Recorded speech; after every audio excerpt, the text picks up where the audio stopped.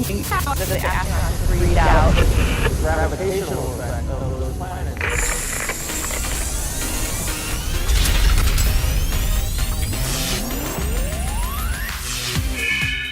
Hi, I'm John, and this is NASA Now for January 4th, 2012. Lately, we've been hearing a lot of talk about solar storms and solar flares.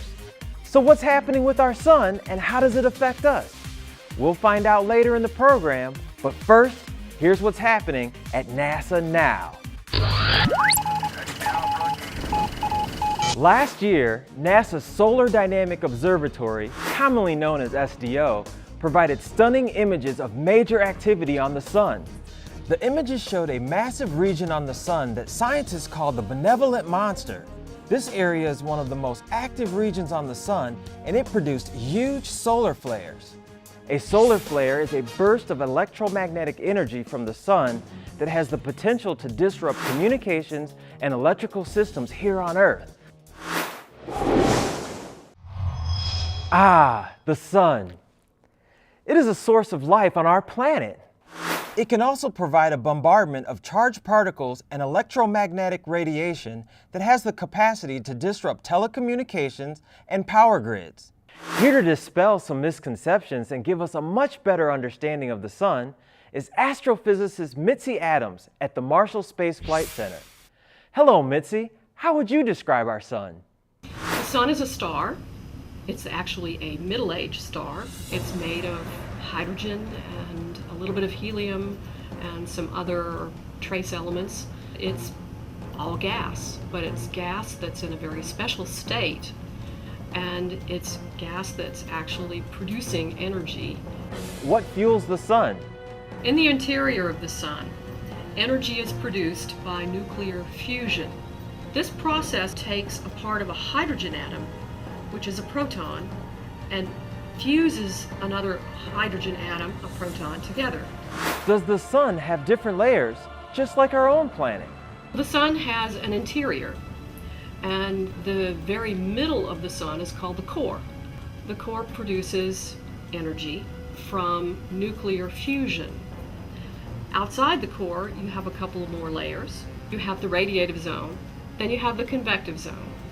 And at that point, you've reached what we call the surface, and we call that layer the photosphere. The chromosphere is above that, and the corona, the crown of the sun, is above that.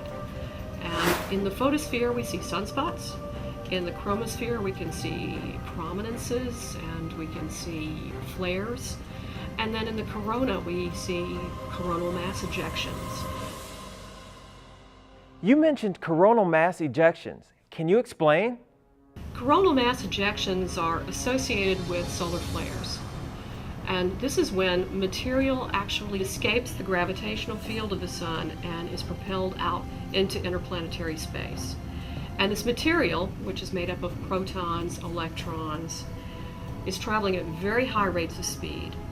And if that coronal mass ejection is pointed towards the Earth, we can have aurorae. We can have problems with our GPS systems.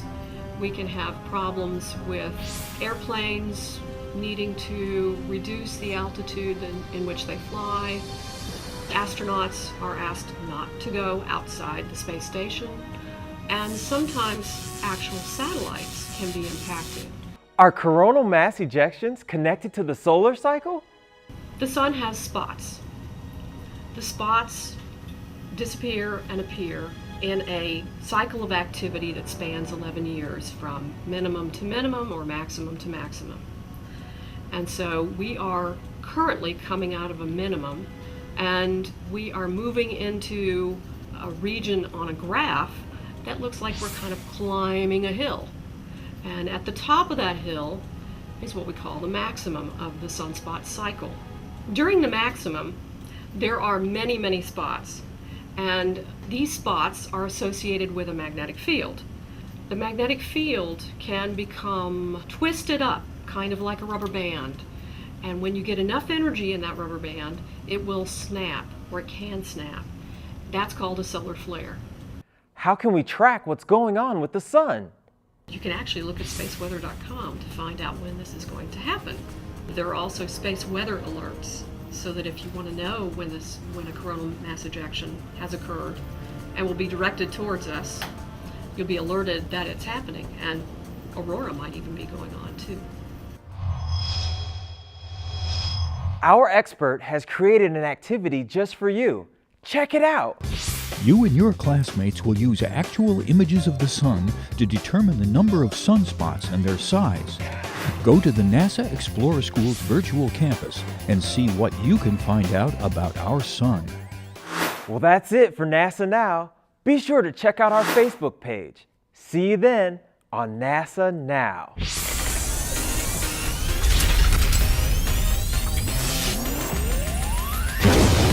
NASA Now comes to you from the virtual campus at NASA Explorer Schools.